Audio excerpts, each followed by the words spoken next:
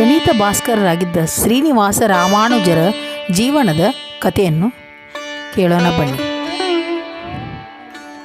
ಗಣಿತವೆಂದಾಕ್ಷಣ ಇಡೀ ವಿಶ್ವಕ್ಕೆ ತಕ್ಷಣ ನೆನಪಾಗುವ ಹೆಸರಿದ್ದರೆ ಅದು ಶ್ರೀನಿವಾಸ ರಾಮಾನುಜನ್.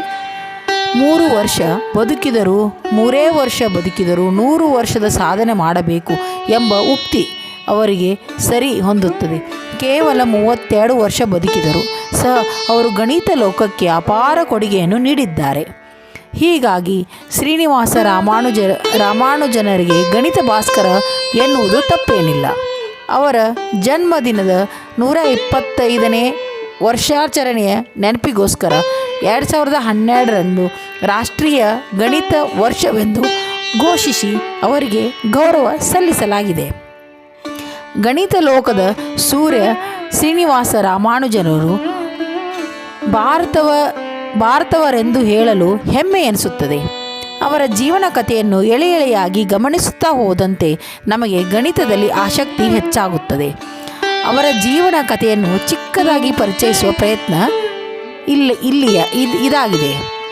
ಭಾರತವು ಈ ಜಗತ್ತಿಗೆ ಕೊಡುಗೆಯಾಗಿ ನೀಡಿದ ಮೇರು ಗಣಿತಜ್ಞರಲ್ಲಿ ಒಬ್ಬರಾದ ಶ್ರೀನಿವಾಸ ರಾಮಾನುಜನರು ಮೂಲತಃ ತಮಿಳುನಾಡಿನ ಕುಂಭಕೋಣಂನವರು. ಆದರೆ ಅವರು ಜನಿಸಿದ್ದು ಮದ್ರಾಸಿನಿಂದ 314 ಕಿಲೋಮೀಟರ್ ದೂರದಲ್ಲಿರುವ ಈರೋಡಾದ ಅಜ್ಜಿ ಮನೆಯಲ್ಲಿ. ಶೂನ್ಯವನ್ನು ಆವಿಷ್ಕರಿಸಿದವರು, ಜೊತೆಗೆ ಆರ್ಯಭಟ, ಬ್ರಹ್ಮಗುಪ್ತ, ವರಾಹಮಿಹಿರ, ಭಾಸ್ಕರಾಚಾರ್ಯ, ಬೌಧಾಯನ, ಮಹಾವೀರಾಚಾರ್ಯ, ಶ್ರೀಧರಾಚಾರ್ಯರಂತೆ ಮಹಾನ್ ಗಣಿತಜ್ಞರನ್ನು ಜಗತ್ತಿಗೆ ಕೊಡುಗೆಯಾಗಿ ಕೊಟ್ಟ ಪರಂಪರೆ ಭಾರತಕ್ಕಿದೆ.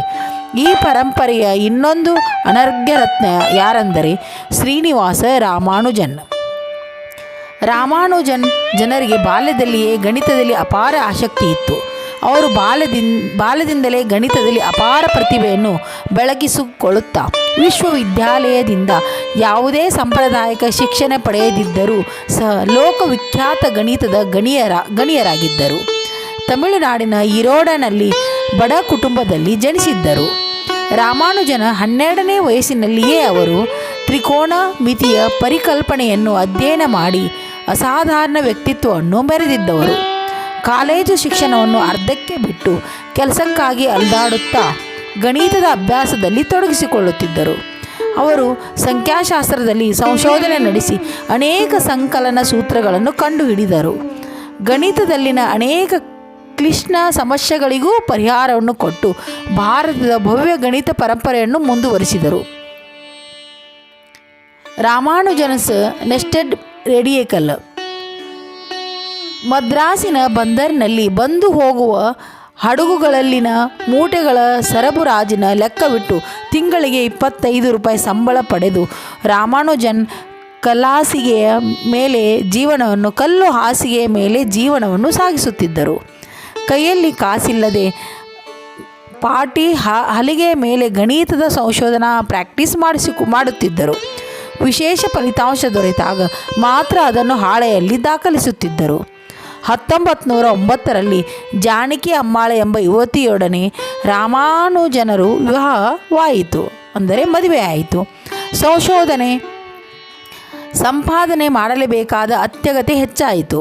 ರಾಮಾನುಜನರು ಧೈರ್ಯಗುಂದದೆ ಕೆಲಸ ಮಾಡುತ್ತಾ ತಮ್ಮ ಜೀವನದೊಂದಿಗೆ ಗಣಿತದ ಸಂಶೋಧನೆಯನ್ನು ಮುಂದುವರೆಸಿದರು.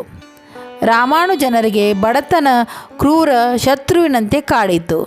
ತಮ್ಮಲ್ಲಿರುವ ಗಣಿತವನ್ನು ಕೊಲೆ ಮಾಡಲು ಮನಸ್ಸಾಗದೆ ಅವರು ಜೀವನವನ್ನು ಬಹಳಷ್ಟು ಚಾಲೆಂಜಿಂಗ್ ಆಗಿ ತೆಗೆದುಕೊಂಡಿದ್ದರು. ಭಾರತದ ಸಂಶೋಧನಾ ಪತ್ರಿಕೆಗಳಲ್ಲಿ ತಮ್ಮ ಸಂಶೋಧನೆಗಳನ್ನು ಪ್ರಕಟಿಸಿ ಯುರೋಪಿನ ಗಣಿತಜ್ಞರ ಗಮನವನ್ನು ಸೆಳೆದರು. ಮುಂದೆ ಶ್ರೇಷ್ಠ ಅಯ್ಯರ ಎಂಬ ಹಿತೈಷಿ ಮೂಲಕ ಇಂಗ್ಲೆಂಡಿನ ಪ್ರಸಿದ್ಧ ಗಣಿತ ತಜ್ಞರಾದ G.H. ಹಾರ್ಡಿಯವರಿಗೆ 1913ರಲ್ಲಿ ತಮ್ಮ ಸಿದ್ಧಾಂತಗಳನ್ನು ಮಂಡಿಸಿ ಪತ್ರ ಬರೆದರು. ಹಾರ್ಡಿ ಮೊದಲು ರಾಮಾನುಜನರ ಮೇಲೆ ಸಂಶಯ ಅಪನಂಬಿಕೆಯೇ ತೊರೆದರು ಸಹ ಅವರು ಪ್ರತಿಭೆಗೆ ಮನಸೋತು ಅವರನ್ನು ಇಂಗ್ಲೆಂಡ್ಗೆ ಆಮಂತ್ರಿಸಿದರು. 1914ರ ಮಾರ್ಚ್ ತಿಂಗಳಲ್ಲಿ ರಾಮಾನುಜನರು ಲಂಡನ್ನಿಗೆ ಹೋದರು. ಅಲ್ಲಿ ಉತ್ತಮ ದರ್ಜೆ ಅಲ್ಲಿ ಉತ್ತಮ ದರ್ಜೆಯ 32 ಲೇಖನಗಳನ್ನು ಹಾಡಿ ಅವರ ನೆರವಿನಿಂದ ಪ್ರಕಟಿಸಿದರು. ರಾಮಾನುಜನರ ಕೀರ್ತಿ ಇಂಗ್ಲೆಂಡಿನಲ್ಲೆಲ್ಲ ಹಬ್ಬಿ ಫೆಬ್ರವರಿ 28, 1918 ರಾಯಲ್ ಸೊಸೈಟಿಯ ಫೆಲೋಶಿಪ್ಗೆ ಪಾತ್ರರಾದರು. ಈ ಗೌರವಕ್ಕೆ ಪಾತ್ರರಾದ ಮೊದಲ ಭಾರತೀಯ ಪ್ರಜೆ ಎಂಬ ಹೆಗ್ಗಳಿಕೆ ರಾಮಾನುಜನ ಅವರಿಗೆ ಇದೆ. 30ನೇ ವಯಸ್ಸಿನಲ್ಲಿ ಅಂಥ ಸಾಧನೆ ಮಾಡೋದು ಅಸಾಮಾನ್ಯವಾಗಿದೆ. ಅವಿಭಾಜ್ಯ ಸಂಖ್ಯೆಗಳು, ಪಾರ್ಟಿಷನ್ ಸಂಖ್ಯೆಗಳು, ರಾಮಾನುಜನ ಊಹೆಗಳು ಮುಂತಾದವೆಲ್ಲ ಅವರ ಮುಖ್ಯ ಕೊಡುಗೆಗಳಾಗಿವೆ. ನನ್ನ ಜೀವನ ಪ್ರಮುಖ ಸಾಧನೆಯೆಂದರೆ ಶ್ರೀನಿವಾಸ ರಾಮಾನುಜನ ಎಂಬ ಗಣಿತ ರತ್ನವನ್ನು ಹೊಳೆಯುವಂತೆ ಮಾಡಿದ್ದು ಎಂದು ಹಾರ್ಡಿಯವರು ಹೇಳಿಕೊಂಡಿದ್ದಾರೆ. ಲಂಡನ್ನಿನ ವಾಸ್ತವ್ಯದಿಂದ ರಾಮಾನುಜನರು ಆರೋಗ್ಯ ಚಿಂತಾಜನಕವಾಯಿತು. ಅವರು ಸಸ್ಯಾಹಾರ ಆಗಿದ್ದರಿಂದ ಅವರಿಗೆ ಸಸ್ಯಾಹಾರ ಸಿಗದಿದ್ದ ಕಾರಣಕ್ಕಾಗಿ ದೊರೆಯದ ಜೀವಸತ್ವಗಳ ಕೊರತೆಯಿಂದ ಹಾಗೂ ಕ್ಷಯರೋಗದಿಂದ ಬಳಲಿದರು. ಇಂಥ ಸಂದರ್ಭದಲ್ಲಿ ಒಮ್ಮೆ ಹಾರ್ಡಿಯವರು ರಾಮಾನುಜನರನ್ನು ಕಾಣಲು ಬಂದಾಗ ಟ್ಯಾಕ್ಸಿಯಲ್ಲಿ ಬಂದೆ. ಟ್ಯಾಕ್ಸಿಯ ಸಂಖ್ಯೆ 1729 ತುಂಬ ನೀರಸವಾದ ಸಂಖ್ಯೆ ಎಂದು ಟೀಕಿಸಿದರು.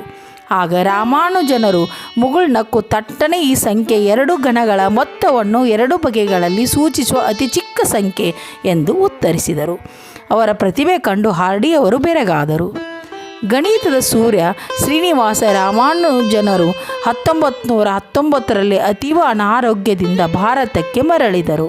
ಕಾಲಾಂತರದಲ್ಲಿ ಕುಂಭಕೋಣದಲ್ಲಿ 1920 ಏಪ್ರಿಲ್ 26 ಗಣಿತ ಭಾಸ್ಕರ ಶ್ರೀನಿವಾಸ ರಾಮಾನುಜನ ಅಸ್ತಂಗತರಾದರು.